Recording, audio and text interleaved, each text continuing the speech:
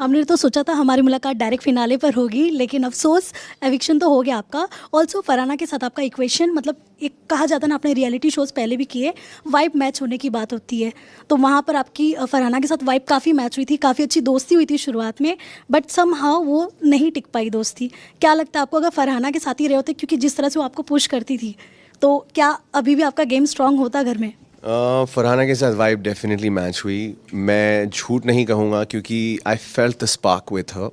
There was a time जहाँ पे मैंने फरहाना को बोला भी था कि यार मैंने तुम्हारे साथ जितना टाइम स्पेंड किया उसमें मुझे थोड़ी देर के लिए कुछ थॉट्स आई, बट मैंने अपने आप को रोक लिया क्योंकि मैं यहाँ पे कुछ अपने आप के लिए करने आया हूँ और तुम अपने आप के लिए आए हो और ये सब के बीच में ये सब नहीं कर सकते। तो वो हंसी, तूने कहा तू चुप कर, मुझे कितने लोगों को समझाना पड़ेगा, ये वो हंसी मजाक करके उड़ गई।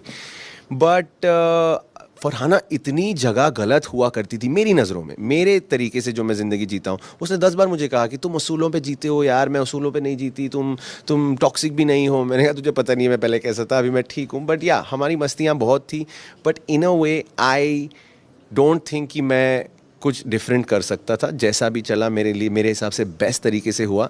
चाहे वो फरहाना हो, चाहे वो नेहल हो, आई वॉज ऑलवेज यारों का यार, I was always I there for my friends. But yes, Farhana was also there for me as a friend, Nehal was also there for me as a friend. But कभी ज़्यादा कभी कम हो जाता है। एक मस्ती मस्ती में निकाह वाली बात हुई थी घर के अंदर, उस पर क्या कहना है? फरहाना के साथ जो कहा था आपने, वलीमे में बुलाने वाले हो आप। या उसने कहा था कि वलीमे में आना प्रणीत करके। ये क्लिप मैंने अभी रिसेंटली देखी तो मुझे याद है।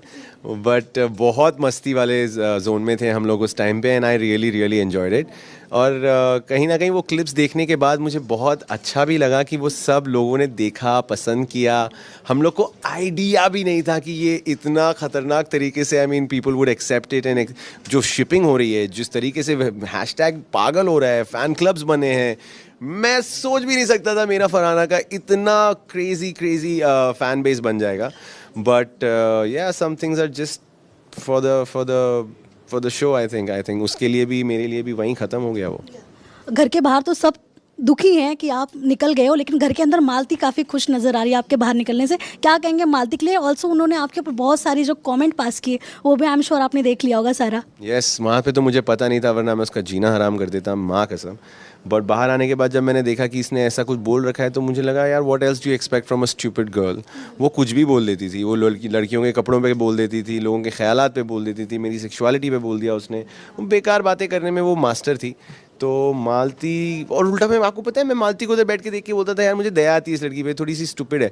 बट ये बहुत ईविल है, बहुत ईविल है, और उसको आइडिया नहीं है कि इसकी स्टूपिड बातों का इम्पैक्ट लोगों की लाइफ पे कैसे हो सकता है। बट जब भी वो बाहर आएगी उस चीज़ का उसको डेफिनेटली पता चलेगा। और इट्स वेरी शेमफुल कि वो एक इतने बड़े घर से आती है जहाँ पे उसका भाई इंडिया का क्रिकेटर है और वो इंडिया को इतना अच्छे से रिप्रेजेंट कर रहा है, और वो जाके ये सब स्टूपिड हरकतें कर रही हैं। वो थोड़ी सी उसका स्क्रू ढीला है, बेचारी है वो। ऑल्सो अमाल के साथ आपकी दोस्ती तो काफ़ी अच्छी थी, लेकिन उनके कुछ कमेंट्स हैं ना जो लड़कियों को लेकर बाहर बहुत ही नेगेटिव वे में लिए जा रहे, कहीं ना कहीं आप उनके बहुत खास दोस्त हो गए थे। मतलब आप दोनों का याराना काफ़ी अच्छी तरह से दिख रहा था।